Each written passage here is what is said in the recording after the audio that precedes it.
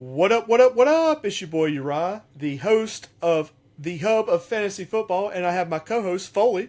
It is Foley. I'm not wearing my crown today, but that doesn't mean I'm not the king. And as modest as usual. So, I guess Foley, what we're going to get into today is a little bit of rankings. And before we start that, do we have a sponsor? This is sponsored by the Louisiana State University football program, which proudly uses the name, image, and likeness of one Heisman winner, Jaden Daniels. And they will continue to do so despite giving his jersey number to some nobody quarterback. The, hey, it's not retired. I don't have a problem with it. I'm with you. You know what? No, I'm gonna make a stand right here as the reigning champion who won from the 4 spot. I drafted number 4. If I don't get the number 4 spot or better, then I'm going to disallow the Hub South Fantasy Football League and associated podcast from using my name, image, and likeness from now on. Well, what do we call you? That's up to you to figure out. You'll always. I ain't worried about it. You're Foley. So look. Also, you can log on to Family Dollar Tree and use the code Hub of Fantasy Football for 10% off. Just holler that out. Crap, that just reminded me I forgot to do my grocery store awards today. So look, we're gonna get started. Last week we did quarterbacks, which was interesting, and this week we're going to go deep. Probably not as deep as we could, but we're going to go deep into running backs. So how do you want? How do you want to go? I like the idea of starting from the bottom, and now we hear, hey, going up to the top again. I will say for our listeners, last week we did quarterbacks, and we all kind of knew. Uriah and I had not seen each other's rankings beforehand, but we definitely both knew that we had the same number 1 in Josh Allen. Most of our listeners probably did too. I think there's going to be a lot more suspense about it this time because it's hotly debated who is the RB1 this year. So I'll be excited to get to the end of this and find out if we agree or not. So I think we'll start at 40. I think that's what we cut it out as. Of course, there's a lot more, a lot less, whatever. I will start with my number 40, Mr. Tyler Algier. I got Mr. Algier with 500 yards and 4 touchdowns, 400 yards receiving, 2 touchdowns. I don't have a whole lot of faith in Arizona, period. And I definitely don't know as far as, well, I guess right now it'd be the quarterback also, but the quarterback and slash running back don't have a clue what's going on. Yeah, and I can talk about him a little bit too because he's not in my top 40. He is RB 47 for me, so he just missed the list. Consensus has him 43. I mean, it's like you said. I think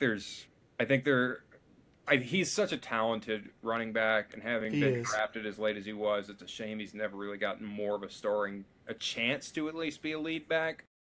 But there was all this hype when he went to Arizona, and then they draft Jordan Love, and there's still all this other competition, right? Bam Knight is still making noise, and Trey Benson and James Conner, right?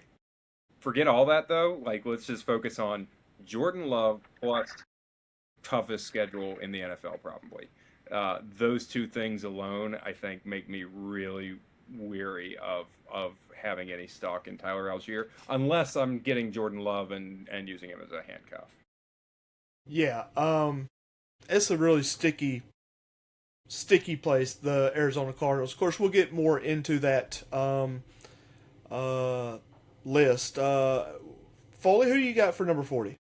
I have a guy who's probably not on your top 40. He's consensus 50. I have him at 40 though, and that is Isaiah Pacheco of the Detroit Lions. And Uriah is making a face, and I understand why. He is certainly not going to be what David Montgomery was as the sort of counterpart to Jahmyr Gibbs in the Detroit backfield.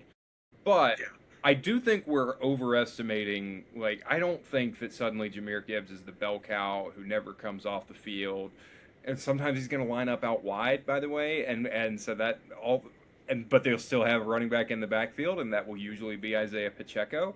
So I think 40 is a fair place for him. He could easily finish, I think, as RB20 even. I'm not saying that's likely, but I think his ceiling is probably around RB20. So I think it's totally fair to get him at 40 when his floor, I think, is probably 60. So, you're getting him right in the middle, I think. Like, I don't see a world where if Pacheco stays healthy, he's outside the top 60 running backs this year.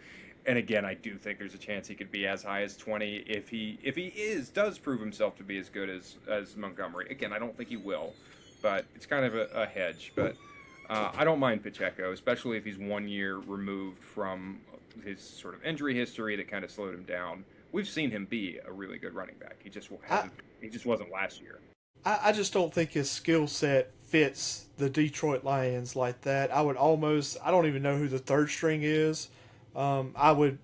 Me personally, I would rather have that person than Pacheco. But The third stringer is Sion Vaki. never mind, I'm good.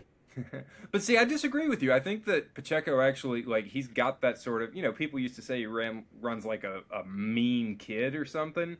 And, like, he's got this sort of grit to the way he runs the football that I think actually does fit well with the Detroit ethos. Okay. All right, so let's move on to number 39, and this is one of Foley's babies. I'm going to go with Mr. Kenneth Gainwell. Okay. I got Mr. Gainwell with 700 yards rushing and 2 touchdowns. You get him lower than I do, so I'll talk about him later. Yeah, I get that. Once again, and let me start with saying this. This is totally kind of off the subject, but it is the subject.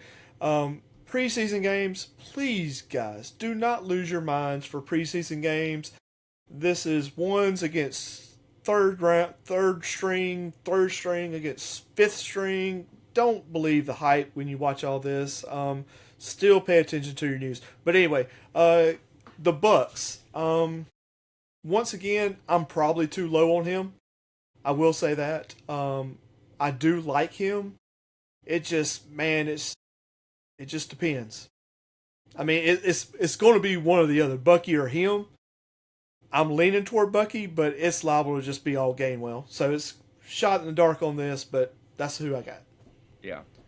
Go I'll ahead. say more about him in a bit because I'm not too him yet on my rankings. My 49 is a guy who I need to. 39 is a guy that I need to do. He might move up or down based on some updates around him. But that is Zach Charbonnet, the Seahawks running back, coming off an ACL. He will not be healthy to start the year. But he was so good before his injury. He was taking a lot of snaps away from Ken Walker. It was a really frustrating situation. You and I have talked about, and I'm sure we'll talk about him later. I know for a fact that we will talk about him later. The rookie that they just brought in, they drafted at number 32 overall, blanking on his name at the moment. That would be Jadarian Price from Notre Dame. Yes, thank you. We'll talk about Jadarian Price later. Neither of us liked him as a prospect very much, though. We at least had some major concerns. So if we get a fully healthy Charbonnet in October, which I think is a real possibility that he's back October. ACL is usually 9 months. He got hurt in January. So, but if Price is as underwhelming as we think, then Charbonnet has a chance to really command that backfield from there. There's a chance Price is great and it's a weird, ugly mix, but I have him at 39 as kind of a ceiling pick. You're going to have to stash him, which I don't love to do in a lot of leagues. Yeah. But there is some potential with him. So I will just go ahead and say 38, Jadarian Price. Okay. 600 yards and 8 TDs. I really think Seattle's going to struggle at the start. I do believe in the other offensive pieces, but as far as the running back, I'm not sold on it, and I believe that's going to cause a problem for the team starting out this year. I'll say you're not going to believe this. I'm not going to talk about consensus right now, and this is not as high as I have him for sure. But some people, quote unquote experts, have him as high as RB 15. Ain't no way I can can't do that. that either. No. And I will say this. I mean, we're doing 40 running backs, so we're gonna have some misses. Just so you say that. Sure. Yeah. Not many. Right? Not many. Not many. By the way, before I give mine, I want to go back to what Uriah said about preseason because I agree with him. Like, what they do on the field in preseason, that doesn't really matter, but that doesn't mean preseason doesn't matter. And I think our running backs are the perfect time to talk about that. That it doesn't affect our discussion much today because there's only been the Hall of Fame game. Real preseason has not really gotten started yet. But last year at this time, people were really, really hyping up Caleb Johnson. Yes. A certain podcast that maybe is our competitors, we're our peers over at the Fantasy Footballers. We're on the same level as them, right? Absolutely. They were talking about how Caleb Johnson was going to be a league winner. It's going to be so great. And I knew it was BS because I was paying attention to preseason. And what was happening was, while Ken Gainwell was resting with the starters, Ken Gainwell and Jaylen Warren were both resting with the starters, Caleb Johnson was playing into the fourth quarter of all of their games, which was a huge signal that he was going to be a backup. He was going to ride the bench all season unless people got hurt. And that's exactly what happened. He was a bust. Yeah, just in case y'all don't know, the starters, about halfway through the first quarter, they're wearing sweatpants and T-shirts. So if your guy is not wearing that in the second quarter, probably not. He's probably battling out stuff. And every team handles it differently. And so you've really got to pay attention more than anything. Okay, he's on the field. Who's on the field with him? Or are other people, are the big names resting? The Rams, for instance, none of their starters touch the field all preseason. They do not play at all in the preseason. And some are more aggressive with how much they get used in the preseason. So it's really a question of who else is on the field with this guy that you're paying attention to. And in Caleb Johnson's case, nobody good. And so I was able to dodge that landmine, and I did draft both Jaylen Warren and Ken Gainwell, and it took me to a championship. So that's where preseason does matter. I did just want to acknowledge that. My 38, and I'm going to be interested to see whether you have him in your top 40 or not. I feel like I might end up nudging him down, but there's something I kind of like about him. That's Tyjae Spears. Interesting. Okay. I have always had such mixed feelings about Tyjae Spears. I've never loved him as a player. When he was taking snaps away from Derrick Henry his rookie year, I thought that was absurd. But he has, in small sample sizes, kind of always managed to flash. He's never just gone away. I've always kind of expected him to just become irrelevant, and he's never quite become irrelevant. He's done enough every year. Tony Pollard's still there. Tony Pollard's theoretically the guy, as well as the rookie. Singleton. Nick Singleton is there as well. But like I think Spears will be ahead of Nick Singleton. And you know, Spears is getting older. I mean, not Spears. Pollard is getting older. I think if it doesn't happen this year for Spears, we can never talk about him in fantasy again. But you know, I think this is his exit year myself. That's more likely than not. Yeah. You know, when we're talking about these, like in these 30s, these are guys who like, hey, there's a path to production here. That's more than just a prayer, but more likely than not, they're not going to be relevant. All right. Let's move on to number 37. I'm going to go with Mr. Aaron Jones. I got him with 700 yards and 5 TDs. Listen, you know how I feel about Kyler Murray. I think he is probably in the best situation he will ever be in. And, man, him running the outside receivers, I'm afraid, I'm not going to say Minnesota to the Super Bowl, but man, I'm trying not to buy in, but it's kind of hard not to. It's So so Aaron funny. Jones, 37. It's so funny to hear Uriah buying into Kyler Murray. Dude, like I mean, we said it what 2 years ago, 3 years ago. You could throw to Mhm. Jetta and Addison, Mhm. and then Hawkinson.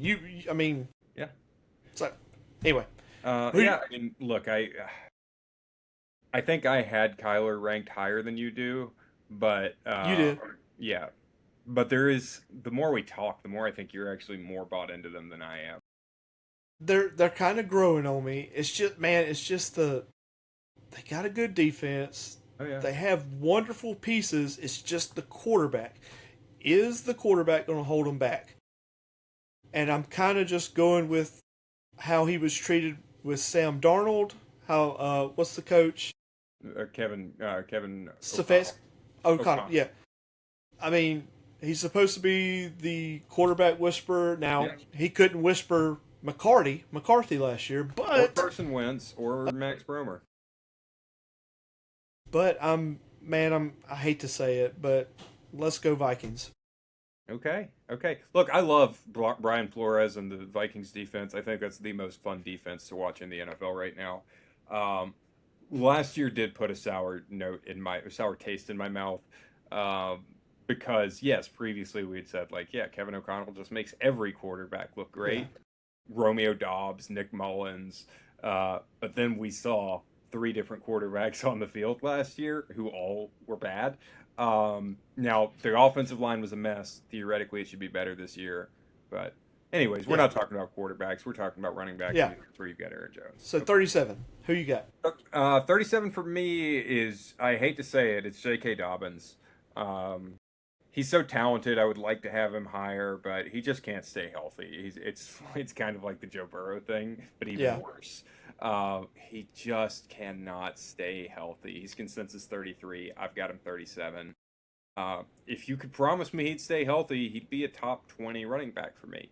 But it just every single year falls apart. And he looks great at the start of every year, but then it falls apart. So week one, I'll probably look like a fool for having him this low. But I don't think it'll. I don't think by like Halloween he'll still be in the lineup. yeah, I get that. Totally do. Um, let's go. Now, this is going to be a shock to probably everybody, but man, I just can't buy into it. Number 36, Mr. Cam Scatterboo. Uh, Ooh. 600 yards and 4 TDs. Um, I would almost equate the Giants roster with Miami. I do think they're slightly above Miami. I'm afraid everybody has too much hype with Scatterboo and Dart. I just don't see it. You can only throw a bowling ball at a brick wall so many times before it breaks.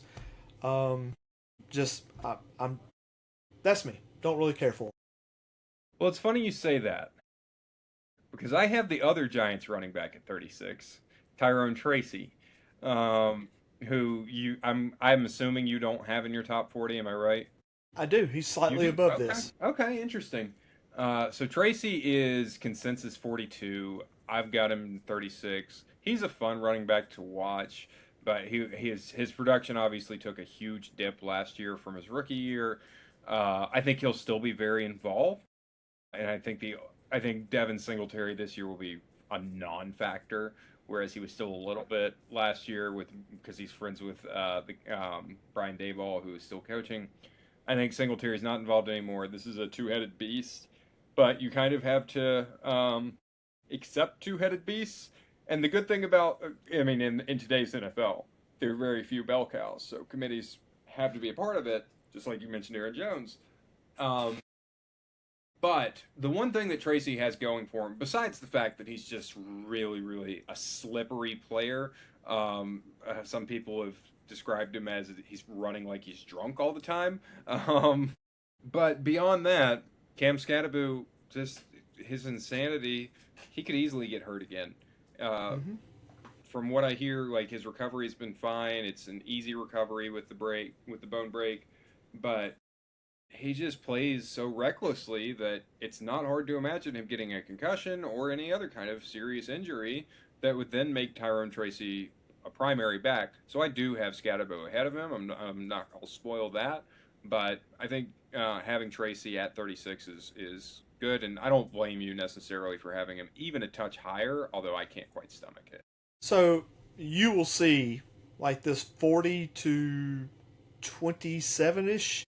There's a lot of running back by committee members. Yeah, yeah. And I guess where I'm coming from is in a total, in a vacuum, like, the Vikings will have 1,200 yards rushing, just say. And I'm kind of splitting it down the middle, maybe a hair this, hair that. But, and I'm sure one of them's going to bust out and be just great.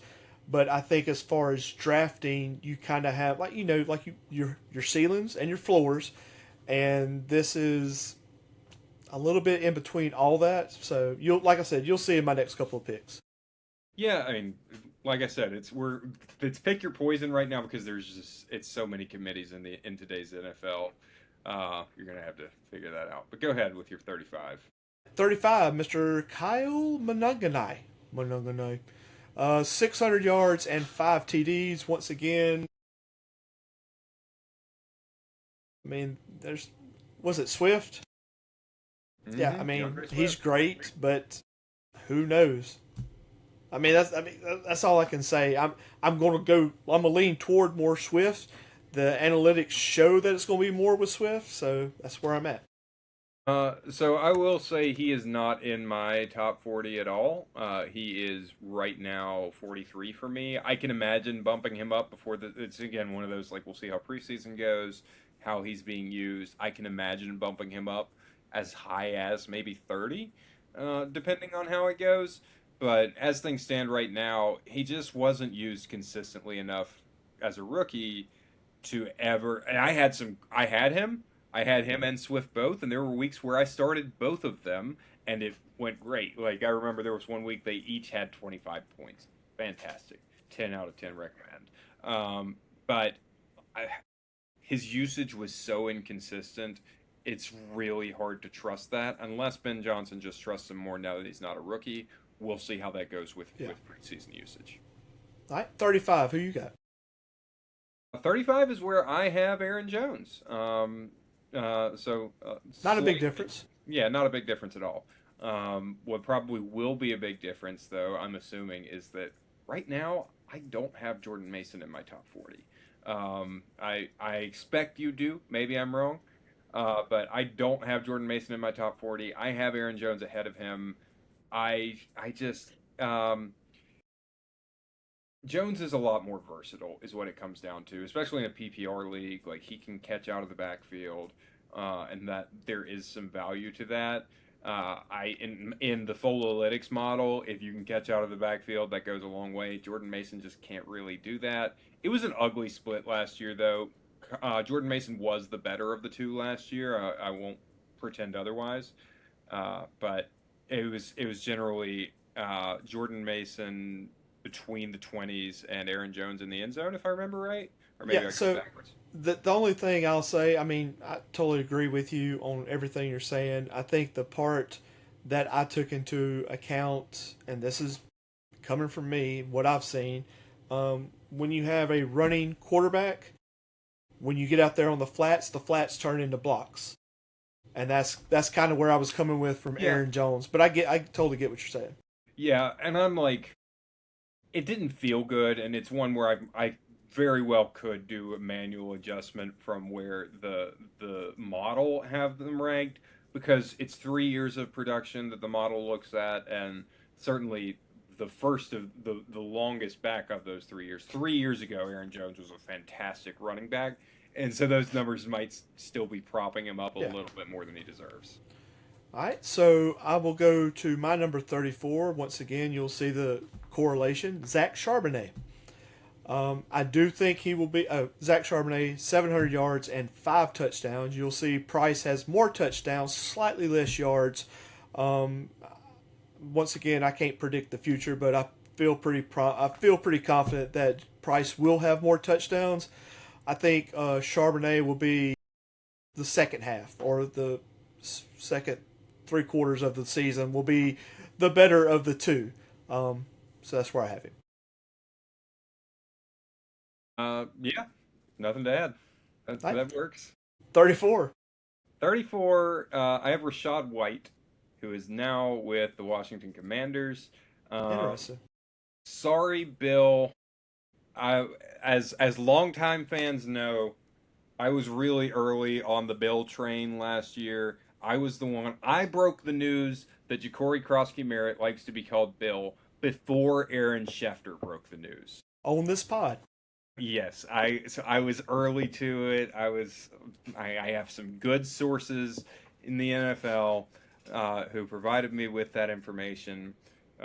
Happy to share it with our audience before the quote unquote insiders can get to it. And I drafted Ja'Cory Krosky Merritt You did. really friggin' early last year, just for the hilarity of it all as much as anything. But I don't think he's going to be the starting running back for the Washington Commanders. I think that is going to be Rashad White, who has never been amazing, but he has been cogent, perfectly productive. He was in more of a limited role last year. I'm sure he'll be sharing the backfield with Krosky Merritt, but I think White is the lead guy. And there is some high potential for a lead back in with the Commanders. We saw that with. I mean, Eckler has flashed so much since Jaden Daniels has been the quarterback there. And yeah, when you have a running quarterback, you were talking about the guys in the flats become blockers, but also if you have a running quarterback, that just opens up the entire run game and can do some really good things for running backs. We've seen that over and over again, going back to when Cam Newton was doing it, and he had Jonathan Stewart and whoever else. To more recently, Josh Allen and James Cook, or the list of Lamar and Derrick Henry, right? No, Rashad White's no Derrick Henry, of course, but I think he can benefit from the system if Jaden Daniels can stay healthy, which is a huge if. But even if it's Marcus Mariota, same kind of thing. So yeah, I like where I have Rashad White. He probably won't move up much up or down. Yeah. All right, let's go to my number 33. We've talked about him. Tyrone Tracy, 700 yards and 4 touchdowns. Once again, about the same as Cam. Like I said earlier, you can take one, lift him up a little bit higher, drop one, either way, but I think it's just going to be a running back by committee, and whoever has the hot hand gets the ball. Yeah, that's no argument. You're gonna be mad at my 33. Hit me. I feel it coming. Bashal Tutin. I feel like you're gonna want him to be higher than that. He will be higher than that. Look, man, I just can't trust it. When I am a Chris Rodriguez hater, which is why Chris Rodriguez is down at 49 for me, and I might still move him much lower than that. But Bashal Tutin hasn't managed to win the job. There's talk of this being a 3-headed backfield, and Bashal Tutin is just a third down back or something that. You can't believe that. I mean, do you remember Justin Jefferson? His rookie year was the 4th string. Sure. Wide receiver. I mean, whatever. I can get whatever. Yeah, but Tutin's not a rookie anymore. I mean, I understand that, but I have to see this. I mean, once again, I'm just going by on things I've heard. Like you said, from people that play. I just heard the man's special. And if he wasn't so special, they wouldn't have got rid of Etienne. Etienne. They didn't want to give Etienne that money, and I don't blame them. I think they were right to move on from him. I mean, look, Tutin is very, very. He looks explosive. He's twitchy. He's a very twitchy athlete. That's why people are excited about him. And totally, he could be that. He could be a monster. What I will say is that last year, for a guy who is described as explosive as much as he is, he had one run of more than 20 yards, maybe not even that. No, I think his long might have been 19 yards. His longest run was 19 yards, I want to say. I may be really bad on that pick, but he's way up there. I get it. Look, I totally get why people like him. I'm just saying it's all so theoretical, and there's no I'm cool with theoretical upside with a rookie running back after their rookie year, though, as longtime listeners have figured out by now, there are guys like Chase Brown who, if it just doesn't come year one, I'm usually not going to be crazy about them. Now, look, I'm going to talk about Chase Brown later. I don't have him outside my top 40 or anything, but these guys who like running back is the position where you should most be able to contribute as a rookie, and when they don't do it, it's hard for me to ever trust them again. And that's where I am with Tootin. All right, number 32, you're probably going to be way higher than this guy. Blake Corum, 700 yards and 7 TDs.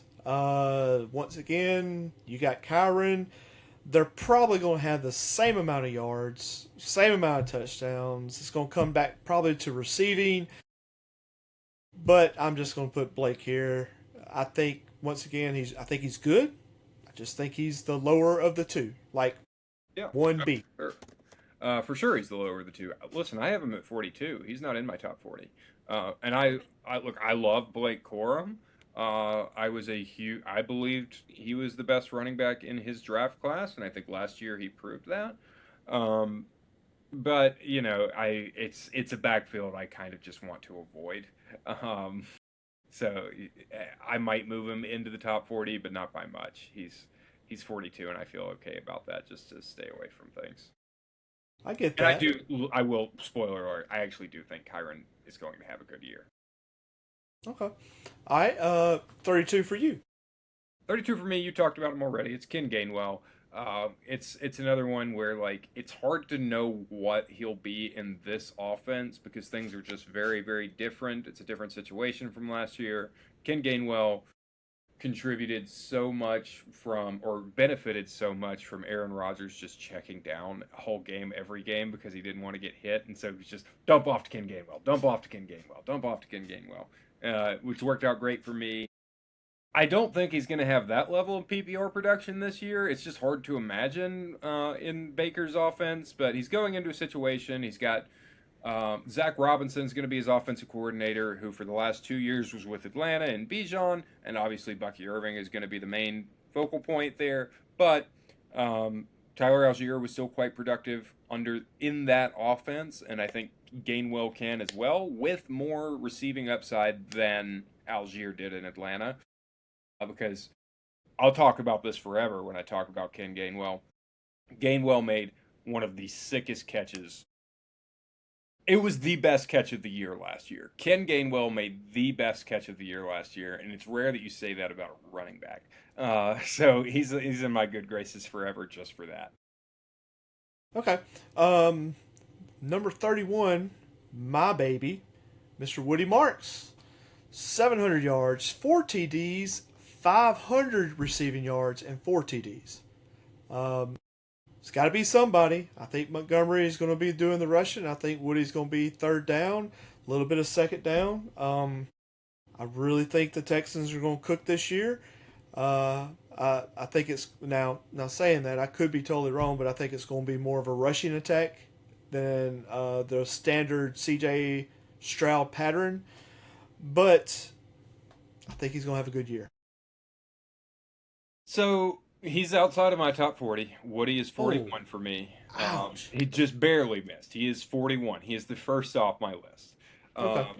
So what I agree with is, yes, David Montgomery is going to be the early down back. Woody will be the third down back and like second and long. I think that's right. I do think this is going to be a pretty pass-happy offense, though, just given the sheer number of weapons that they have with Nico Collins, Jaden Higgins, Tank Dell, Jalen Noel. Jalen Noel, is that? No. Yeah. Jalen. Yeah. Okay, yeah. All those guys, like I think it's going to be fairly pass-happy, but when they do run the ball, it will be David Montgomery. But when they're passing the ball, I just think that Woody Marks is so far down the like target list, the target distribution list, that it's hard for me to trust it. He could work out. It's not a bad dart throw of a pick. I think I would look for someone with higher upside. Okay. So who'd you have at 31? I'm sorry. At 31, I have Ramondre Stevenson of the New England Patriots, who just won't quite go away. You Um, man, you ain't lying. I have him 41, by the way. okay, yeah, and that's fair. He's just, where's Woody on Woody? By the way, is 45 on consensus, so I'm still ahead of consensus on Woody. And then Ramondre is 29, so I'm far behind consensus. We're both far behind consensus on him. It's another one, like, we'll see if preseason really clearly indicates things. It's a split backfield. I'm going to talk about his counterpart very, very soon on this list. Wow. Okay. Because it is such a split. I think they're right very near each other. They're not literally next to each other on my rankings, but they're very close. Ramondre has, when you take out his fumbles, Ramondre has been a good running back. His fumbles are just so egregious that it's kind of amazing that he still has a job at this point. Anyways, that's it. All right. So I will say this, and this is kind of a sneak peek, a little. What do you say? How the sausage is made. We'll see who all listens to this bit of advice. So from about 30 all the way to about number 8, this could all be the same. You could take number 30, you could move him to number 8. You could take number 8, you could move him to number 30. This is a big pile of crap. I say crap like it's not a bad situation. It's not a bad crap. It's like a this is just a, and you'll see it. You'll see. But I mean, what I would say is, like, on my rankings, if I were to just break these into really big tiers, 30 to 19 you can put in any order you want. But then, like, the top 18 players, I think any of them could have a chance to be RB1. And yeah, I mean, that's pretty much what I was saying. But yeah, I mean, it's just so beware about that when you draft. Anyway, number 30 for me would be Mr. Jordan Mason. We've talked about him already. 804 TDs. Once again, whoever has the hot hand. Let me ask you this, because you'll know this more than me. O'Connell, does he run any no huddle, or is it does he run fast paced? He does more than other people in his coaching tree does. Yeah. So yeah, he definitely runs some turbo. So I would expect with Kyler and whoever the hot hand is to be going fast paced. Yeah. And that will help. Kyler for sure. I'm just going to go on a quick tangent here. Since Uriah teed me up for this, we dog on Kyler Murray a lot. Yes. But if we go back to when my guy Cliff Kingsbury was the head coach of the Arizona Cardinals with Kyler Murray, they were running an absolute clinic on how to run no huddle in the NFL. And it was fast. It was so good. It was like literally it's teaching tape for even at the high school level. Like them, and there were a couple years where Josh McDaniels in New England, when he was running it in New England, his first stint as offensive coordinator, those two, the NASCAR offense, it's perfect. It's what everyone should be taking notes on still on how to run no huddle. Anyways, that's a tangent. All right, so who do you have at 30? I have at 30 Mr. Knuckles himself, David Montgomery. He's, he requested the trade because he wanted the chance to be the lead back one last time in his NFL career. People forget just how good he was in Detroit, even as a number 2. He was so good. Do I think he'll be great? No, but I think he will be good for Houston, especially if their offensive line is a little bit better than it was last year. I think he has a real chance. We saw Nick Chubb actually be somewhat productive, especially towards the end of the season last year. And at this point in their careers, all due respect to Nick Chubb, I love Nick Chubb, but he was a shell of his former self. And at this point in their careers, David Montgomery is so much better than Nick Chubb.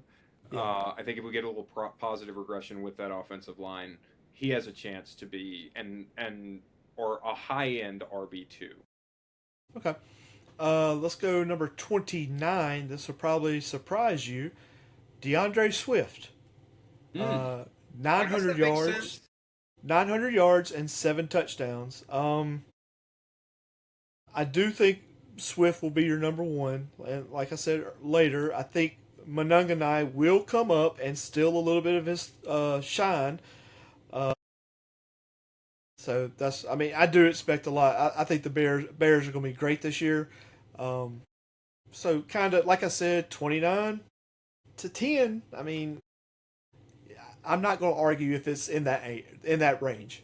Yeah, I guess it makes sense for you to have him that low because you have Monungai as high as you do. Yes. So props for the internal logic. I think Swift really impressed me. He took his game to another level last year. I have previously been critical of Swift because he was someone who all the physical talents in the world, but was really bad at reading his gaps. Um, that was gone this year. He was able to Yeah. follow his gaps. He was able to hit the correct holes. I credit a lot of that just to the coaching he had between Eric Bieniemy, who's gone now, but Ben Johnson's still there. Such a details oriented coach. I think he really got the best out of Swift finally. And so I have a hard time imagining his production goes down after the year he just had. But I understand where you're coming from. Monungai showed a lot of potential, but I'm going to continue to be high on the Chicago offense as a whole, and Yeah. Swift is a big part of that. Yeah, totally get that. Who do you have at 29? I have at 29 Travion Henderson. So I told you I had Ramondre at 31, Travion at 29. Um, and And the Go I ahead. was just going to say, I hope you guys are following what we're putting down because it's kind of, I mean, it's both of our rankings pretty much have the same correlation. Is you just got to kind of read into what we're talking about. Yeah. So go ahead. I'm sorry, fellas. Travion showed some real explosiveness to his game.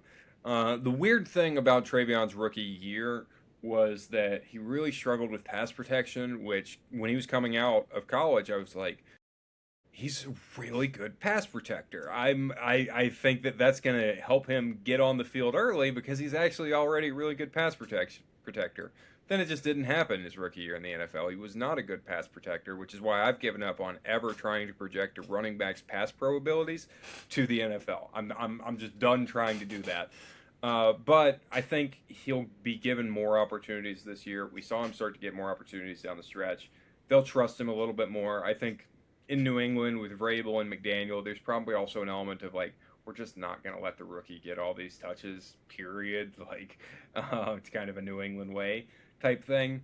Now that he's in his second year, I think they will trust him a little more, but it's still a two-headed backfield. Ramondre's there. Ramondre's knocking on some Patriots records, actually. He's closing in on some Patriots rushing records, which is weird to think about, but he's really close.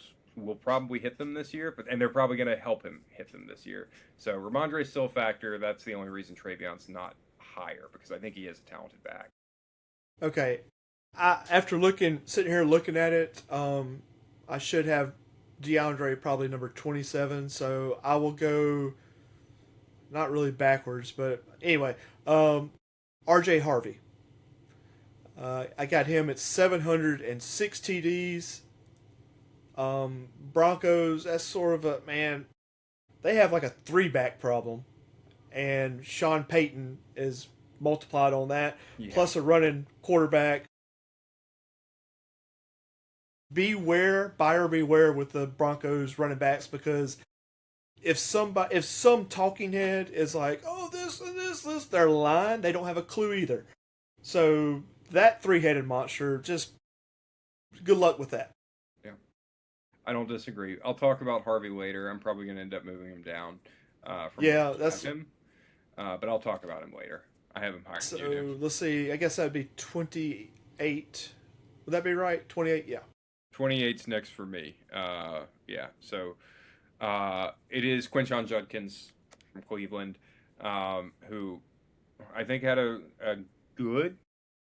Some people thought he had a great year. He had a great like 3-game run, and overall he just kind of had a good year in Cleveland as a rookie. And I think he probably has just another good year. But I think Dylan Sampson is so talented as well that I think you and I both like Dylan Sampson a Yeah. lot.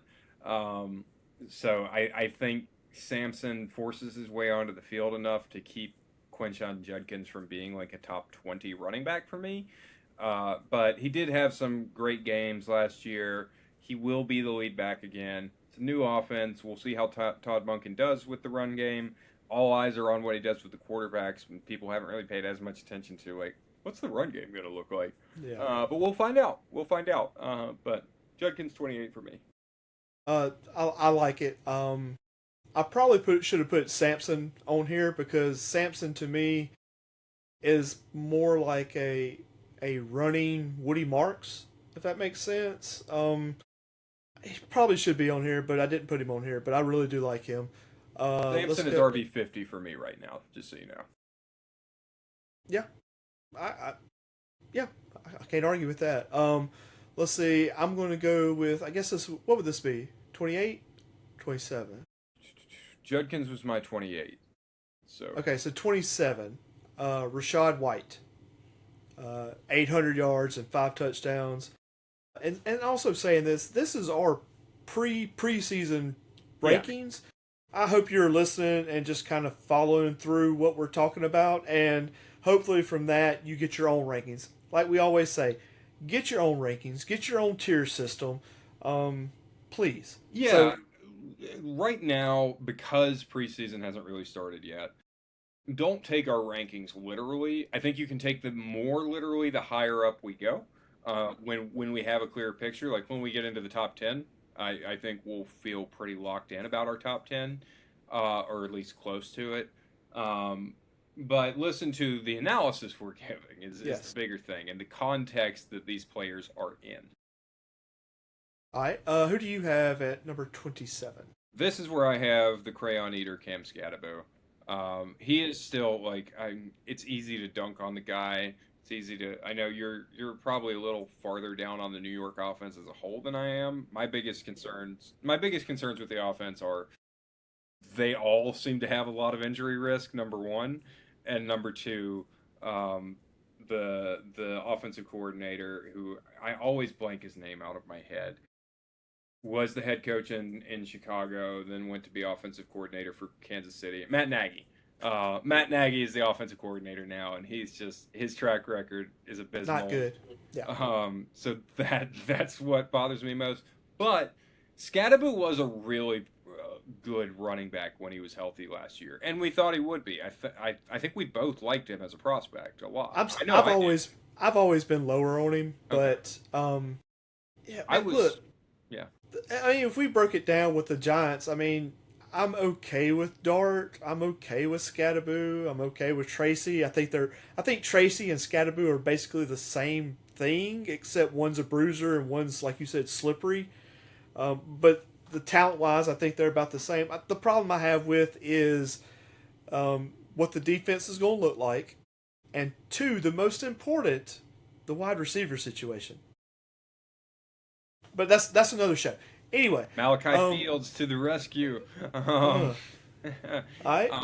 yeah, so I mean, look, Skattebo's talented enough that even though I share a lot of your concerns, and again, more than anything, I just wonder if Skattebo can stay healthy or if he's just going to put himself at too much risk. But I have a hard time bringing him lower than 27 because of the talent. I think he's a guy who just has so much touchdown potential. Okay. Number 26, I got Mr. Tony Pollard. I'm going to throw him out there with 900 yards, 6 TDs, and 250 yards receiving, and 2 TDs receiving. I think we said it on the other podcasts. I'm not going to say Minnesota and Tennessee to me are right there together. Minnesota, believe me, has more talent, but I think it's not way above. Of course, one player is Jetta, but as opposed when you start rolling it down, I think everybody else is pretty close, and I just see Tony having more production than anybody else. Yeah, I'm even a touch higher on Pollard than you are, so I agree with what you're saying. All right, who do you have at 26? I have at 26 Mr. Rico Dowdle. which is a weird one for me to say, but it's just kind of this projection that he steps into the Ken Gainwell role in Pittsburgh. I've always been a bit of a Rico Dowdle hater. He didn't and even I- make my he didn't make my 40. Really, Yeah. I've I can't ignore what he has been able to do the last few years, and as much as I don't hate Jalen Warren, I think Jalen Warren is pretty good, and I do have him ranked higher, as we'll see. Um, I don't think Jalen Warren is so good that he can keep Rico Dowdle off the field, given what Rico has been able to do in multiple stops. He was better than expected in Dallas, and then he was better than expected in Carolina. And so, even if I have a hard time imagining exactly what his role looks like in Pittsburgh now, he's done enough for me to just say, okay, I have to trust that he does have some level of talent that can get him on the field, which is just I feel gross saying because I've never actually thought he's that talented, but he's gotten the production enough that I kind of just have to accept that he's more talented than I think he is. Okay. I can't get behind it, but I like I said, this is the area where we just don't know. Yeah. I mean, yeah, and saying that, like, we don't know, like, last year we didn't know. I mean, we kind of, you knew, I kind of knew with Gainwell, you kind of saw it. So watch that preseason and see, because, you know, look, Caleb Johnson may come running back on the screen. We don't know. I don't believe it, but we just don't know. 25, and I'll probably move him further. I'd probably move this guy down 6 or 7 spots. It's going to be Beal. On here, I got 900 yards and 7 TDs, but that was also before Tunsil and that situation. So, Yeah.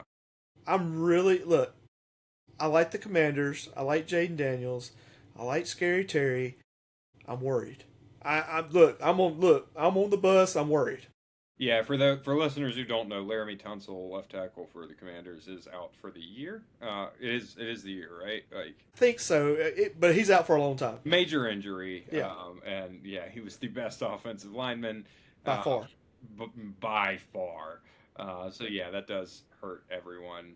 You're right. I actually haven't moved any of the. I moved Jaden down because of the injury, but I did not move the running backs down, and I should do that. 25 for you. 25 for me is another one that this is the last one I'm going to feel like really gross talking about, and he's another one that I'll probably move down lower. But it is, even though I like this guy, I like him. It's Chuba Hubbard. He has been this just perfectly average running back in Carolina for so long. Yeah. I know everyone's hyping up Jonathan Brooks right now. I liked Jonathan Brooks a lot coming out of college. I thought he was top 2 or 3 running back in his draft class. I think he was the same class as Corum, so I had Corum number 1, but I might have had, like, right behind Corum were Jalen Wright and Jonathan Brooks. I think Wright has just not gotten the opportunity. And Brooks hasn't either because he's hurt himself every single time he gets on a football field. Back-to-back ACLs does not scream good vibes for me. So I'm all that to say, Mr. Brooks, although many people like him right now, I have him down at 48 and don't think he's going to get much higher than that. And because he has such a potential to get hurt, I think that plays well for Chuba, who I think will be the lead back either way. I think that Jonathan Brooks will only be a compliment to Chuba Hubbard, at least at first. And then if Brooks gets hurt, then it's Hubbard's job to lose. He doesn't have much competition. Yeah. All right. I'm going to go 24, Mr. Bucky Irving. 900 yards, 6 touchdowns, 300 yards receiving, and 1 receiving touchdown. Man, I know I said it earlier about the other guy, but man, one of them, I'm kind of high on the Bucks this year. So if you like the other one, I'm not going to fault you. But I like Irving. Yeah, I like Irving more than you do. I'm sorry, James. I'll say that. Sorry. So go ahead, Foley. Well, sorry you don't get to keep him for an 18th round pick, 18th or 19th round pick this year, James. Yeah. That's a bit of a bummer for James, but hey, he voted for it, and I'm glad he did. I have at number 24. This will be controversial. It is Josh Jacobs. He's just. This is really like he'll probably finish above 24. I have moved him to his floor-ish because I just don't want to draft him. Is like where he's going to go in drafts is not appealing to me. So I've effectively moved him off my board by pulling him down to 24. He was not great last year. He was kind of not even good last year. Pack that with the fact that see what I did there? Pack that with the fact that he has legal issues hanging over his head, and more importantly for this context, his offensive line's gotten even worse. The Packers' offensive line is a mess. I talked about that with on the quarterback show when I talked about Jordan Love and having him a bit low. I think it's also going to affect Jacobs. I'm not excited about him as a running back this year. He has been very good in years past. His last year with Vegas, I think it was, and his first year with Green Bay were great. But I think this is where it ends for him. And yeah, so I'm out on Josh Jacobs. So there has to be, and this also, I mean, he's slightly above where you're at, but not by much. Watch the preseason. Who is number 2? Who would be the start running back if Jacobs is, in your opinion? Yeah, I mean, I think right now it's Marshawn Lloyd, but Lloyd's kind of like Brooks in the sense that he's never been able to stay healthy, so that opens up like Chris Brooks, or dare I say Damian Martinez. So who do you like though? I think Lloyd is I think Lloyd is the most talented of those guys. But Lloyd has these injury. That whole draft class was just riddled with injuries, and he's another like. That was the same draft class, I think, if I'm remembering right, as Brooks and as Kendre Miller, all these guys who were like, yeah, they could be something, but they just never are healthy at all. Like, they're missing entire season. Their entire pro career is on IR. So Lloyd's another one of those. But I do think he's the most talented. I don't think Chris Brooks is particularly talented. By NFL standards, I want everyone to understand when I'm saying like, oh, these guys aren't talented. They're NFL players. Of course they're talented. Of course. Don't come at me saying, oh, you whatever. Of course they're talented. But relative to the baseline that we're looking for, these guys are not. All right, so I'll go with number 23. It's going to be Mr. Travis Etienne, however you want to pronounce it. Yeah, whatever, dude. I got him for 1,008 touchdowns. This could be Kamara. This could be whatever. It could be Etienne 500, Kamara 500. I don't know. I'm just kind of going with they gave the man a big contract. They're going to be a decent team. Decent team, decent running back. It's kind of sad Kamara didn't just retire. It's sad to see him in this sort of reserve complimentary role because he's such a legend. Yeah. Yeah. So well, I'll talk about Etienne later. My 23 is someone you already talked about. That is Tony Pollard. I think you can pretty much go back to our podcast on running backs this time a year ago, listen to what I said about Tony Pollard then, and it applies. Same thing. Except I think last year I had him at 20 and now he's down to 23. But he's just such a safe pick. He is not going to be a league winner. He is not going to sniff RB1. An RB2 is what he is to his core. Yeah. And that's fine. There's a place for that. There was a place for that on my roster, and I eventually traded him I traded for him. That was a bad trade, but then I flipped him. And got Baker Mayfield out of it, so it all worked out. But he's this safe guy, and if you have a lot of if you're going 0 RB, which I don't know that this is a year to do it, I think Uriah and I agree this is probably not the best year to try to do zero RB.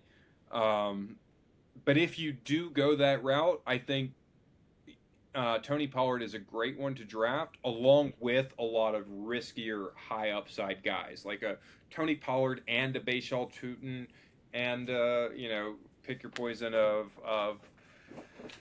I don't know, Travion, Ramondre, whoever you like in the like high ceiling, low floor guys. Yeah. But pair him with a stabilizing presence in Tony Pollard. All right. Let's move on. Number 22, I have Kyron Williams, 1,100 yards, 11 TDs, and 200 yards receiving. The main thing to me that's going to move Kyron up or down would be his touchdowns.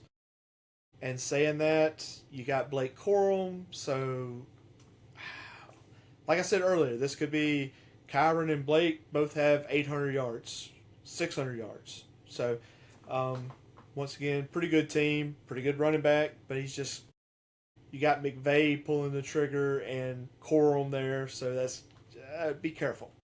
Yeah, fair enough. I will have him higher, and at 22, you're gonna think I'm too high on him, and I understand where you're coming from. But Jadarian Price, I mean, to me, as much as again, like you can go back and listen to our draft season, NFL draft season review. I had my question marks. I didn't think Jadarian Price was worth a late first round pick, but he's going to be alone in that backfield in September, maybe October as well. And so that's valuable. He actually will probably have a bell cow role because there's just no competition for him early on. And then if he does do well, hey, maybe he doesn't lose many snaps to Charbonnet. I think Charbonnet's great. I think Charbonnet is a better running back when healthy. But things could work out that Price is just so good, they let him continue to be the bell cow all through the year, in which case I think at 22 you kind of got to steal. So I'm good with taking him right there. Let me see where he is on consensus. I told you some people have him as high as 15, but consensus, or 15. He's 27 consensus. I think early 20s is where to take him. Okay. We've already talked about him. Number 21, Mr. Josh Jacobs. 1,100 yards, 8 TDs, 250 yards receiving, 2 TDs receiving. Once again, monitor the suspension if it happens, if it doesn't. If it doesn't, I'm going to go green light on Josh. Saying that, I'm afraid the Packers this year will be a disappointment. Yeah, I think so. So just beware of that. But I do think if he doesn't get suspended, I think you gotta draft him personally. Listen, I do want to pause here and give a big shout out to Matt, who has given up on the footballers. Footballers weren't getting him where he needed to be, so he came over here to listen to us. And I hate for him to hear us downing the Packers. Neither of us think the Packers are going to be great this year, but we do love you, Matt. Absolutely. And yeah, we could be wrong. I don't think we're going to be wrong about this, though. All right, who do you have at 21?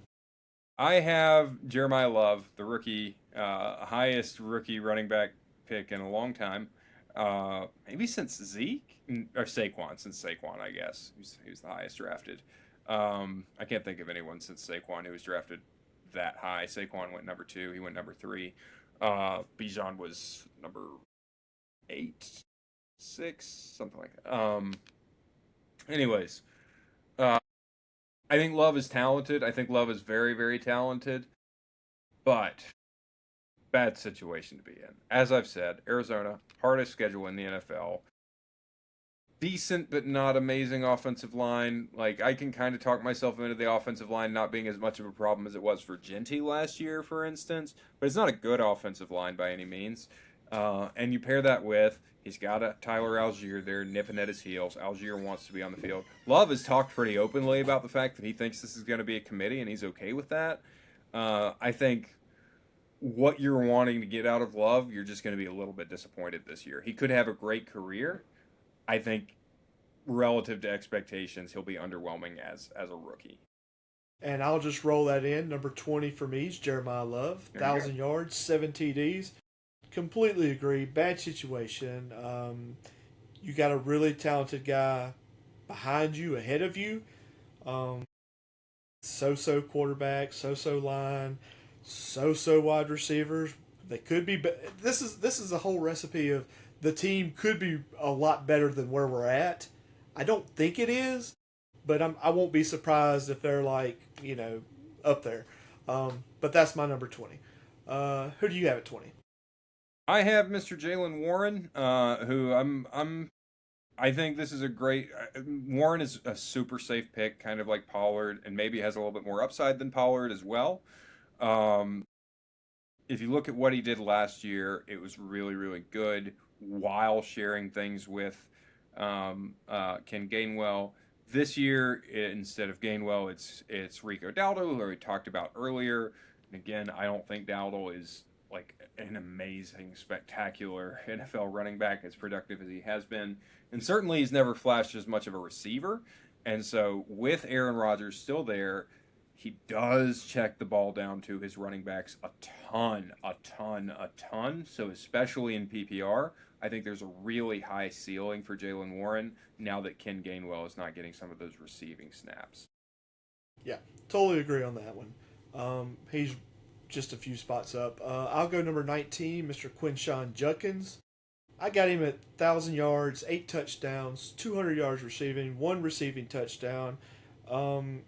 Once again, Quinshawn could have 800 yards and Sampson have 600 yards. I mean, when it comes to these situations, like we were saying, from like 30 on up to like 15 or whatever, you have to look at committees. You also got to look at when you draft. Take all that into consideration. I mean, like, if Quinshawn is like your number 3 running back, number 4 quarterback, running back, I said, I would love that personally. So always be thinking about that. 19, Foley, who you got? This is one I don't feel good about. I'm probably going to move him down. You talked about him much earlier. And I will just preface this by saying one thing my model does struggle with is the small sample size guys and figuring out. I think the entire community is bad at figuring out what to do with small sample size guys. RJ Harvey. I don't want to draft a Sean Payton running back ever, and so I will probably move him down just to make sure that I don't. But there are some things in my model that does like what Harvey did last year. And if we assume that J.K. Dobbins will inevitably get hurt, and I think he probably will, unfortunately. I don't want to wish that on him. I don't wish that on him. But history tells us it's probably what's going to happen. That opens up a huge opportunity. I think there is less competition for him in the backfield than there would have been a year ago, or historically what we've seen with Sean Payton offenses. I think Harvey has differentiated himself enough that he has a real chance to be a lead back. 19 is probably drafting not at his ceiling, but closer to his ceiling than I would be comfortable with. Or, no. Let me rephrase that. I think he has the ceiling of a top 10 running back. But I think he does have a pretty low floor. So it is a risky pick. Totally agree. 18. Ooh, I'm probably going to get you on this one, but this should tell you everything what I think about the team. Devon Achane. 1,000 yards rushing, 5 TDs, and 400 yards and 4 TDs receiving. I have zero faith in the Dolphins. Do not draft this guy. Once again, you're going to hear, oh, draft capital, draft capital. I'm just telling you, don't do it. You're going to be upset. That's what I got for that. Okay. That's. I understand where you're coming from.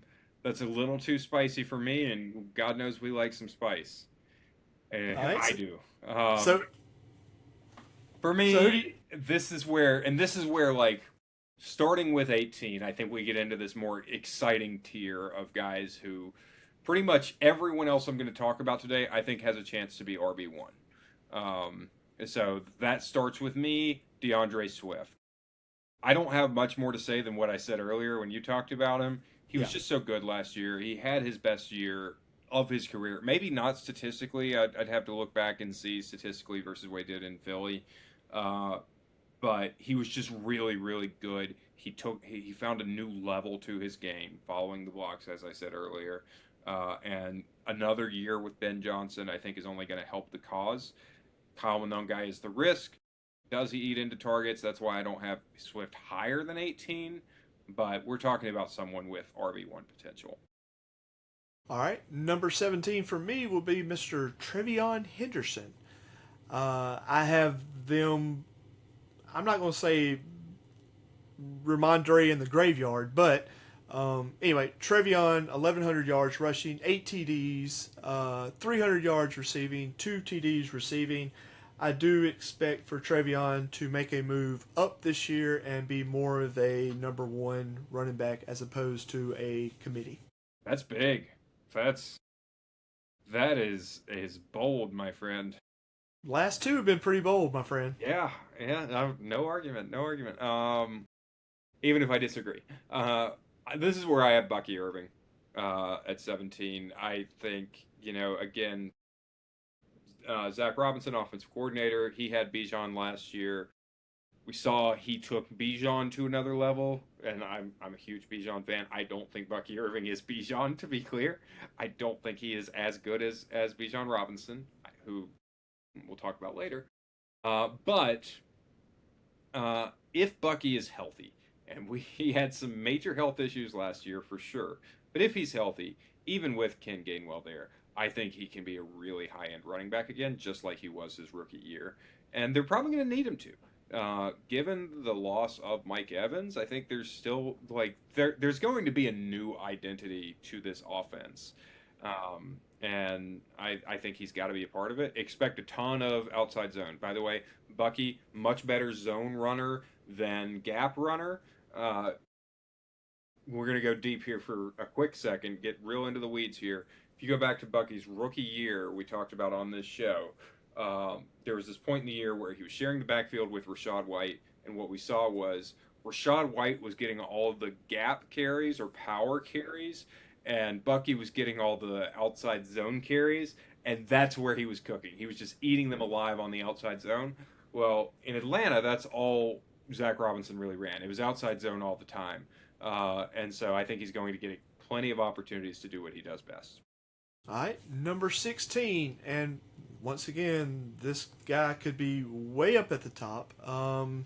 Like I said, this where we're at right now is a big mashup. I have at number 16, Mr. Derrick King Henry, 1,200 yards rushing and 10 TDs. I mean, you heard that right. That's not really a low number, but I mean, like I said, man, I got some receiving running backs up top, and I think you have to. I think most people now do PPR. I could be wrong, but I feel like that's a pretty big thing.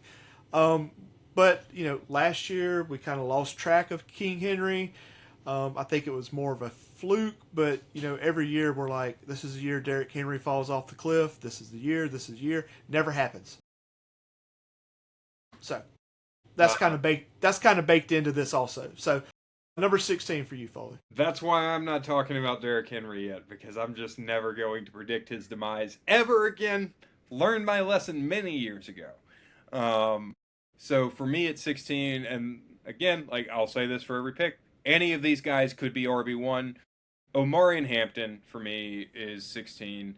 The only reason he's not higher is he was one that, he did have injuries last year. As much as, oh, look at that. For our listeners who aren't watching on YouTube, a very pretty, looked like holographic Omarion Hampton rookie card. Yeah. So that's cool. Yeah, I mean, he's talented. I think he can be a really interesting fit with Mike McDaniel. We've seen Mike McDaniel make some awesome running backs. I might end up moving Hampton up before we get to the regular season because of that. There is also Keaton Mitchell in the backfield. I was kind of wondering if you were going to have him in your 30s, but he's in my 40s, and I guess you're at least that low. But Keaton Mitchell might steal some carries. I think that's okay. Hampton can still be really good, even sharing the backfield a touch. but there's a good chance he doesn't. It's just like a bad taste in my mouth of that offensive line last year, and the fact that Hampton missed a little bit of time last year. As a rookie, I really don't want you to miss time because I've only got this 1 year sample size on you anyways. Yeah. Let's see. I will go next to my number 15 would be Mr. Jalen Warren. 1,000 yards, 7 TDs, 300 yards receiving, 2 receiving touchdowns. I'm high on the Pittsburgh Steelers. I don't know why, but I am. So that's where that comes from. Who do you have at number 15? This is where I have reigning Super Bowl MVP Kenneth Walker, who is going to an interesting situation in Kansas City. I don't think their run blocking is great, and that's the main reason I don't have him any higher than 15. But we saw down the stretch Ken Walker can be such a good and patient running back. We've seen spurts of that throughout his career. Hasn't always been consistent, but he's always been pretty good at minimum. And it's a situation where their running backs just sucked last year in Pacheco and in the kicker. I'm blanking on his name, and that's a terrible joke of mine to call him a kicker. Uriah is so distracted. He starts with a K, right? I'm in a computer crisis right now, so go ahead. Yeah. I'm sorry. Okay. Well, anyways, those 2 running backs were terrible last year, and there is this feeling of, okay, if you just get a decent one, the rushing touchdowns will come. Well, Ken Walker is certainly better than decent, so he can rack up some rushing touchdowns, I think. It's my only concern with them is I am not big on the Kansas City offensive line, but still, yeah. RB15. All right, number 14, Omarion Hampton. I have him 1,100 yards and 9 TDs, 200 yards receiving, 2 TDs receiving. A little worried about the message where I think Mike McDaniel was like, they're all going to be great. They're all going to blah, blah, blah. I think he was joking. Well, and I did go back and look. Mostert and A-Chain 1 year combined for 1,800 yards. So 2 can be, I mean, it can be the same thing. So just, I do, like I said, Chargers to the Super Bowl. I do believe in them. So I think that's I think this is a good pick. Honestly, he's probably better up further, but he's at 14 for me. Who do you have at 14? I'm sorry, just real quick on because I saw that same press conference where McDaniel was like, "Is this a fantasy question you're asking?" Yeah. And then he was like, "Oh yeah, 1 week it'll be this guy, and the next week it'll be that guy." I think he was joking. I think he was just like he has a long history of just kind of messing with reporters, and I think when he realized this was a fantasy football question, he was just kind of messing with the guy. That was my read. I thought people were kind of like Adam Schefter breathlessly reported, like word for word. "Oh, this is what Mike McDaniel just said." Oh, can you believe it? He was goofing around. I don't read too much into that. But for me, number 14 is Travis Etienne. He's one that I think he's just going to have a lot of good opportunities. I think he is an overpaid running back now. He is talented, but not as talented as he's made out to be, I would say. He's a good, not great running back. But the opportunities are going to abound. Not Harris. What a Freudian slip. Kamara Harris is what I was thinking in my head. Alvin Kamara. Wow. Excuse me. Alvin Kamara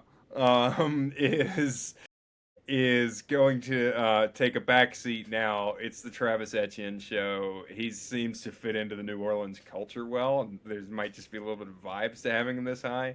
But I think he is going to be pretty good at minimum.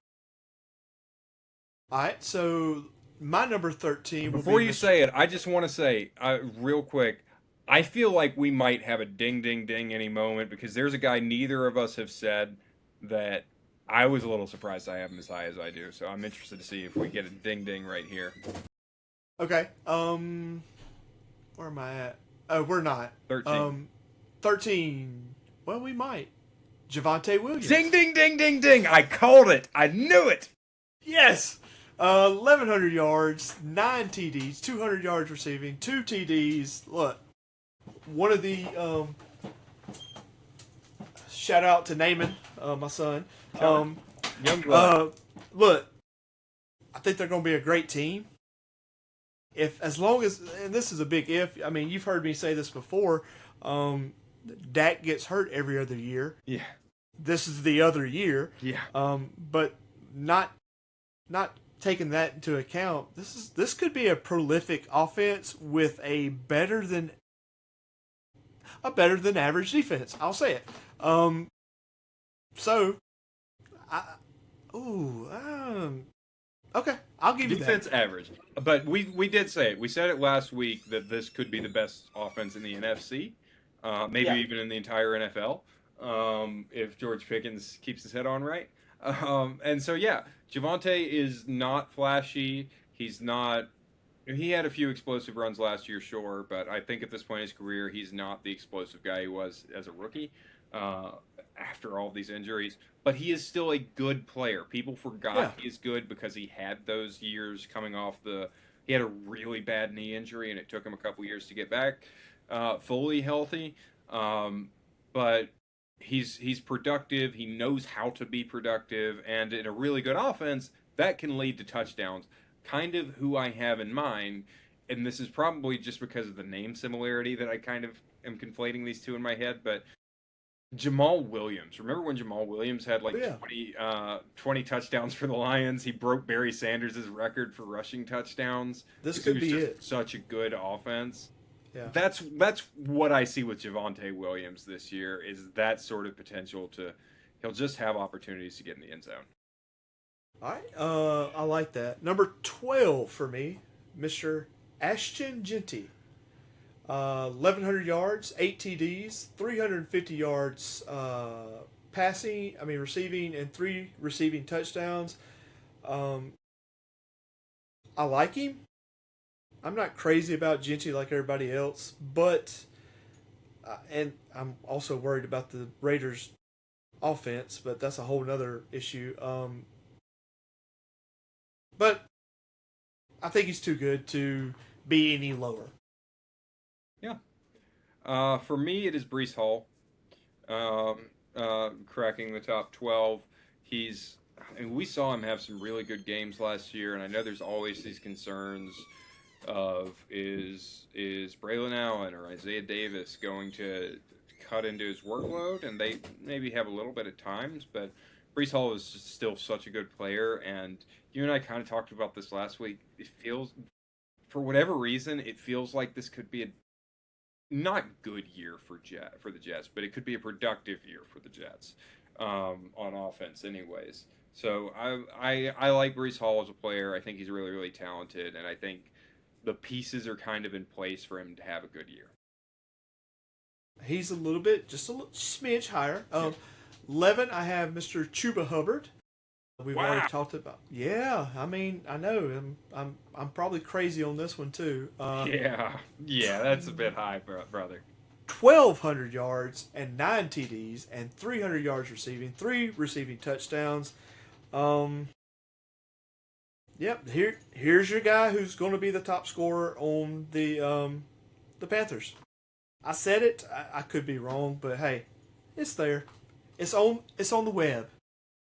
And I've always been like the Chuba guy of our podcast. I've always been but I can't get on board with a number 11. That's wild, man. No, hey, give me a break. Who do you have? Versus who I have number 11 is Who do you have? Derrick Henry himself. The real deal. I will never, until he proves otherwise, he's just never going to be outside my top 12 ever again. It's been a few years since I've tried to project his downfall. Just not doing it.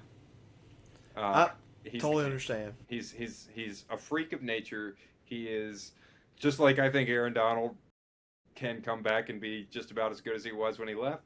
Like, he's just a freak of nature. The rules of aging do not apply to this human being. Black don't crack. All right, number 10, James Cook.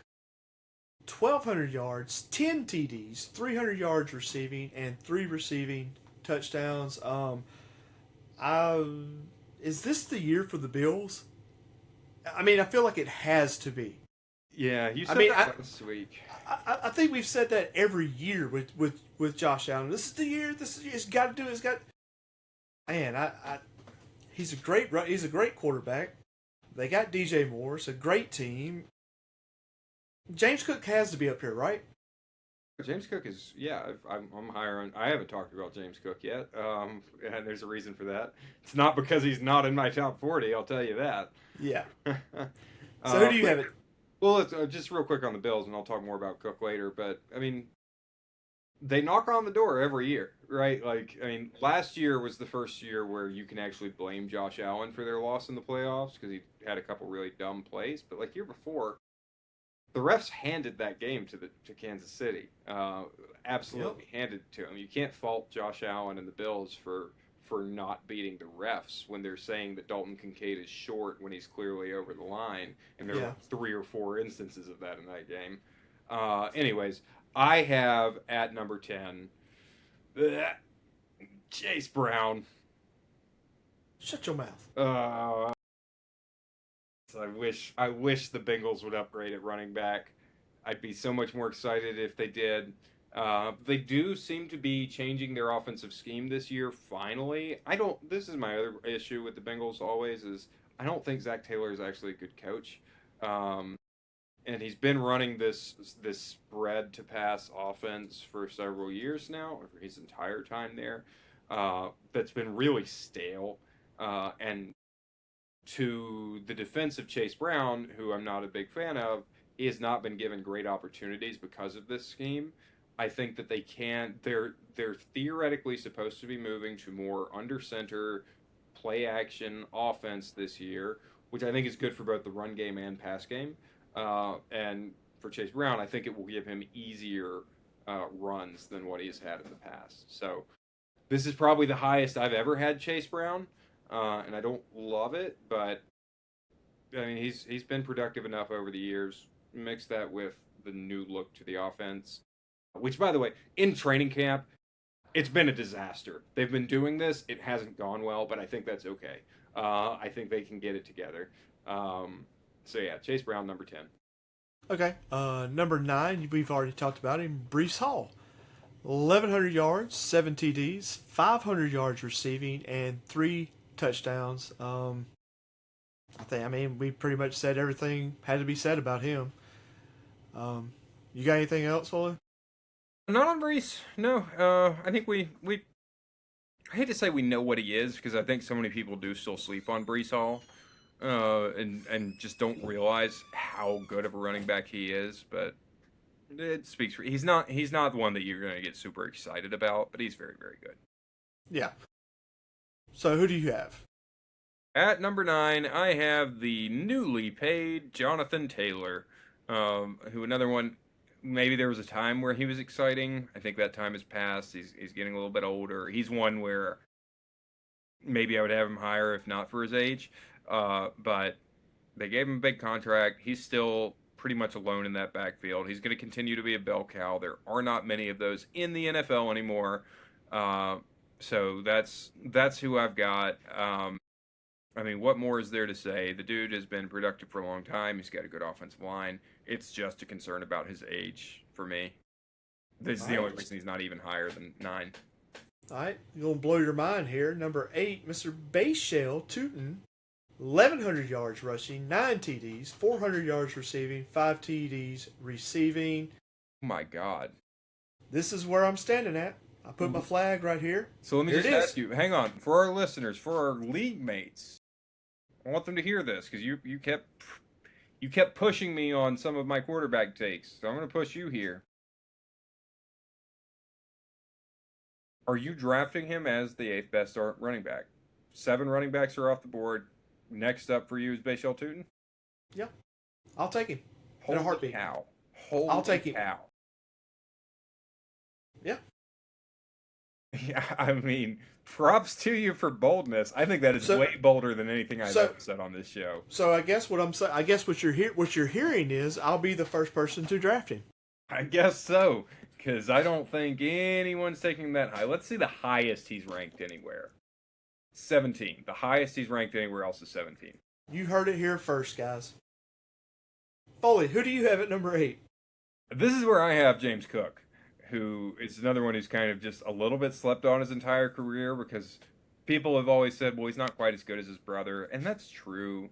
But he's closer to Dalvin than people ever thought. At this point, he's had more longevity than Dalvin, I think. So yeah, I mean, he got a big contract last year and lived up to it. I think he was a top 5 running back last year. It's hard for me to bring him any lower than 8, given that. I mean, he's going to be. He's got Joe Brady still, who I don't love, but he's the head coach now, still going to be running the offense. And yeah, I think Cook has plenty of touchdown opportunities this year, as well as he'll get some catches. All right, my number 7, you had him a little bit lower. David Montgomery. Yeah, 1,000 yards. Here's going to be the kicker. 1,000 yards rushing, which I think is totally possible. 8 TDs, 700 yards receiving, and 5 TDs receiving, which is why I have him further up than you do.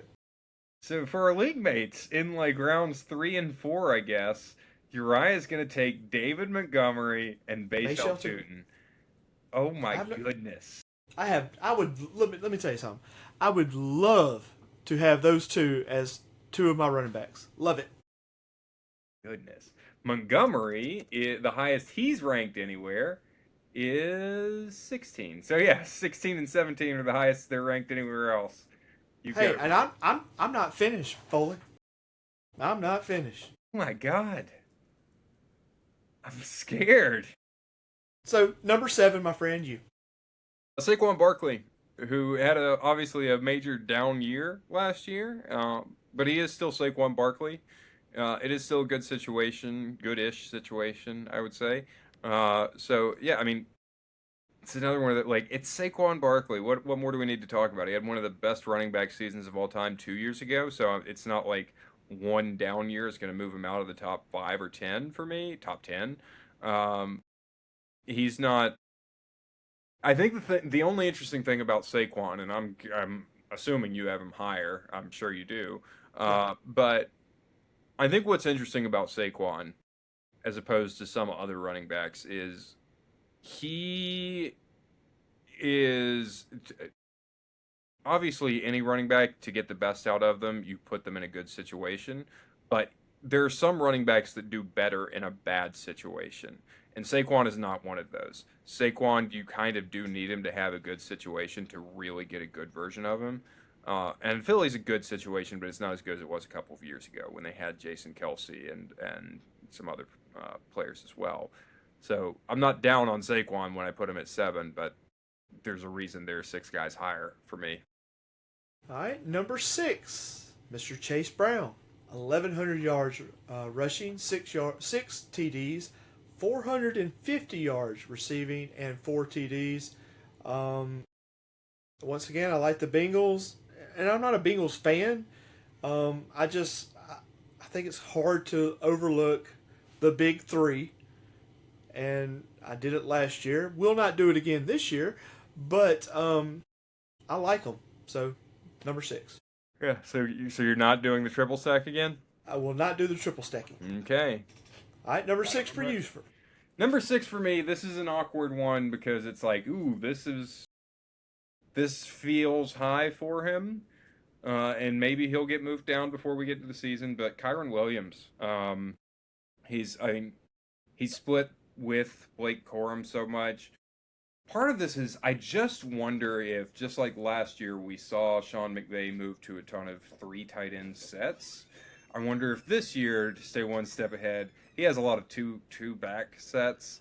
And I think there's a lot of interesting things he can do with it. But more than anything, as much as I love Blake Corum, Kyren Williams has been, and I've been down on him in years past, I can't argue with the production. At a certain point, when you're so consistent with the number of carries and targets you get, I think it's just got to continue. Or it doesn't have to continue at the same level, but it gives you such a high floor if you've seen someone so consistently get carries and targets the way that Kyren has, and he gets both. So 6 is where I have him. All right, number 5, Jonathan Taylor. Okay. 1,300 yards rushing, 15 TDs, 300 yards receiving, 1 receiving touchdown. I like him. I think he's a can't miss top 10 running back no matter what happens. He's So- a known commodity. Yeah. And I mean, all of these guys are. I feel like you're going to have one wild card that I haven't caught on to yet, but for me, it is, and this is the last one that it feels a little icky for me to have him as high as I do, but it is Ashton Genty, who I am mainly. This is one that I'm projecting a big step forward because of the situation that he's Yeah. in, namely having Kubiak come in as his head coach and as his play caller. We saw what Kubiak did in a few different spots at this point, right? Like, people forget. I said this last year, but people forget a couple of years ago when the Saints, the last year with Dennis Allen, for the first 4 weeks of the year, it was the best offense in the NFL, and a lot of that was the running game driving it. Kubiak was the offensive coordinator for that time. Then everyone got hurt. Everyone got hurt, and it all fell apart. But then he goes to Seattle and just completely reinvents that offense. It looks so good. Now he's coming to Vegas. I think he's going to scheme up a lot of good looks for Ashton Genty. And I also think the offensive line is going to be better. If only because now it won't be Pete Carroll's son coaching the offensive line.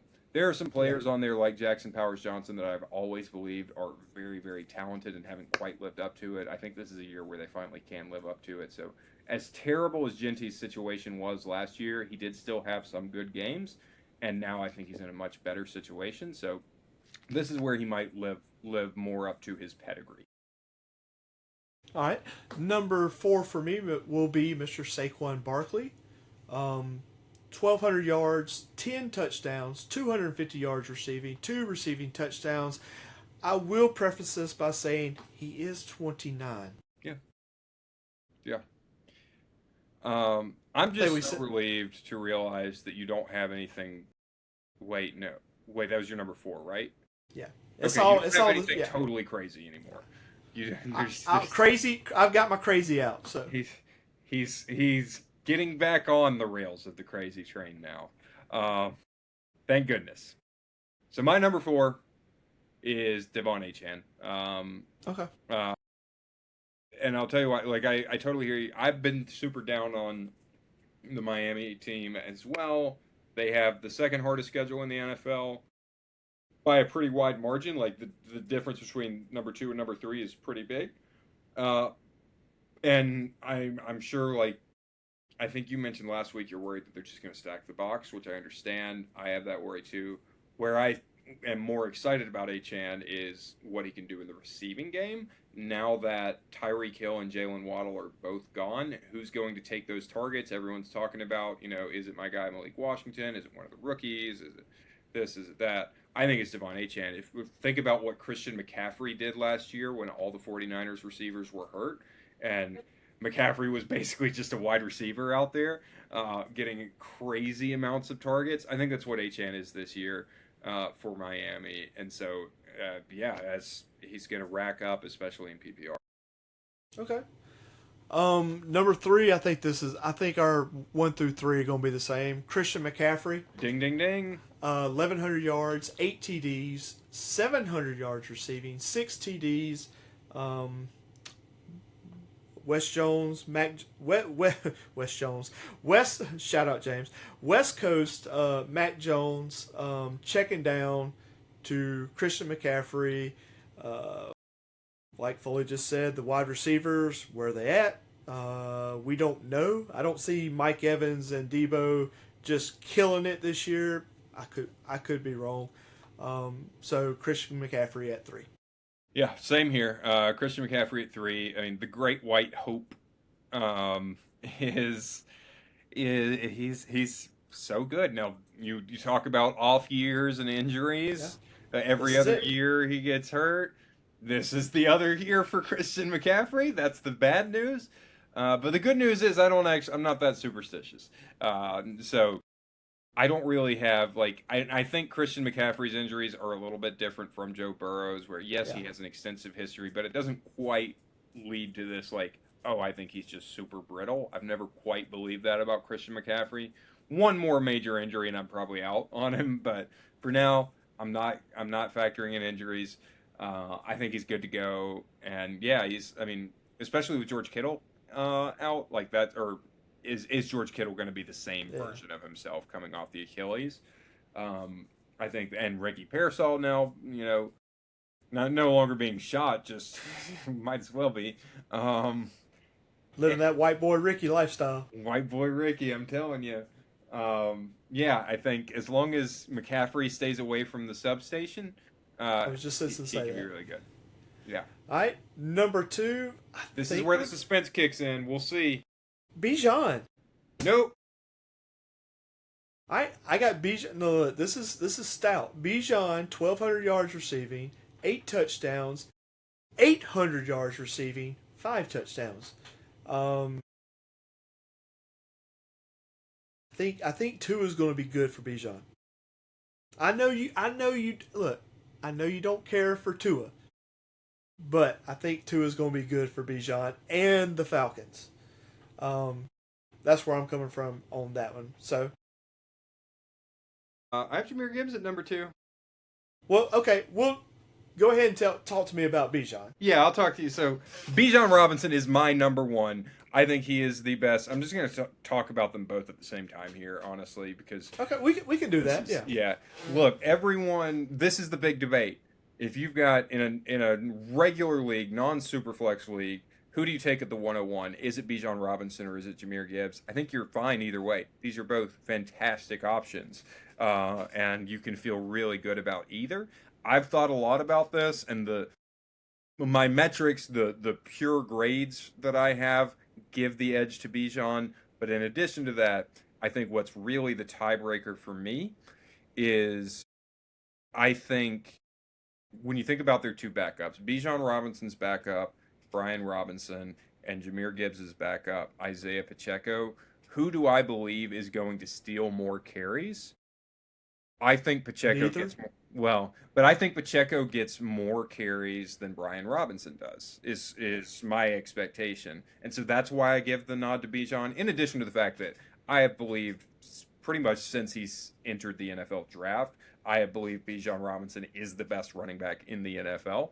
I am a huge Bijan fan and have never hidden that. I remember fondly a day where I was in the throes of poisoning. The poison was just starting to hit me.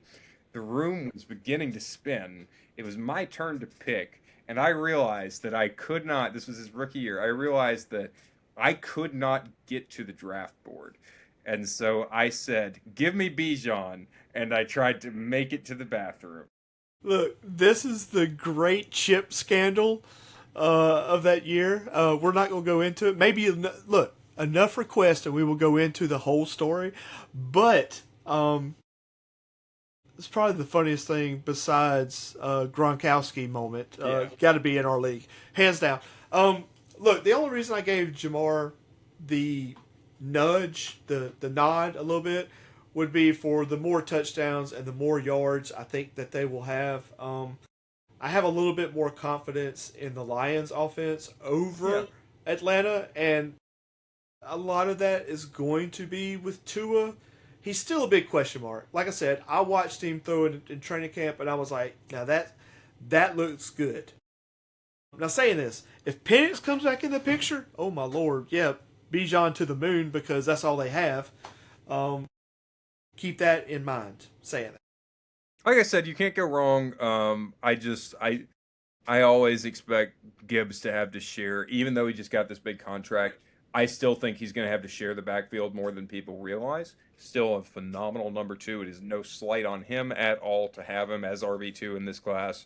Reasonable people can disagree on which order to place these, but as long as we do agree that these are the 2 best running backs in the NFL and best for fantasy.